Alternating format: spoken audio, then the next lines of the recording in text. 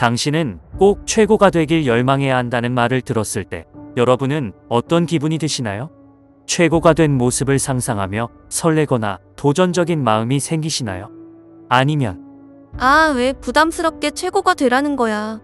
최고라는 게 뭐가 중요한 거야? 나는 지금이 딱 좋은데. 이와 같은 생각이 드시나요? 만약 부자라면 마인드셋을 바꿀 필요가 있습니다. 최근에는 중간이 좋다는 말이 많이 나오고 있습니다. 적당히 노력하고 중간만 가는 게 편하다는 이야기가 많습니다. 저도 군대에서 이런 이야기를 많이 들었었는데요. 가만히 중간만 가는 게 최고야라는 이야기를 들은 적이 있습니다. 처음에는 이 말이 맞는 것 같았습니다. 중간만 가면 몸도 마음도 편하니까요. 하지만 결국 이런 생각으로는 오래 가지 못합니다. 중간만 가려고 하면 성장하지 않게 되고 나중에는 뒤처지는 삶을 살게 됩니다. 왜냐하면 당신이 성장하지 않는 동안 당신의 아래에 있는 사람들은 계속 성장하고 있기 때문입니다. 그러면 언젠가는 당신을 앞지르게 됩니다. 그래서 이제는 그런 생각을 버려야 합니다. 중간만 가려고 하다간 결국 뒤처지는 사람이 되고 후회할 수밖에 없습니다.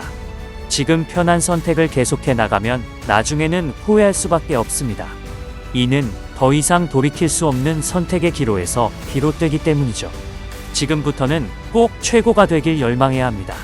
최고가 되기 위해 눈앞에 목표를 세우고 조금씩 노력하며 꾸준하게 성장하는 것입니다. 제가 가장 좋아하는 말이 있습니다. 어제보다 오늘, 오늘보다 내일 조금씩 더 성장하자. 아침에 일어나기가 힘들다면 30분 또는 10분만 더 일찍 일어나서 목표를 세우고 실패하면 될 때까지 노력하는 것입니다.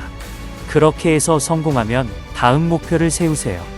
그렇게 목표를 계속 정해가면 1년, 5년, 10년 뒤에는 성장해 있는 본인의 모습을 발견할 것입니다. 그렇다면 최고가 되기 위해서 우리는 무엇을 해야 할까요? 첫째는 바로 자신이 최고가 될 수 있다는 믿음을 가져야 합니다. 그리고 그것은 꿈이나 희망이 아닌 실제로 할 수 있는 일이라는 것을 믿어야 합니다.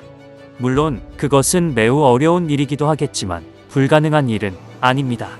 하지만 최고가 되기 위해서는 우리는 끊임없이 노력하고 발전해 나가야 합니다. 이것은 쉽지 않은 일이며 희생과 인내를 필요로 합니다.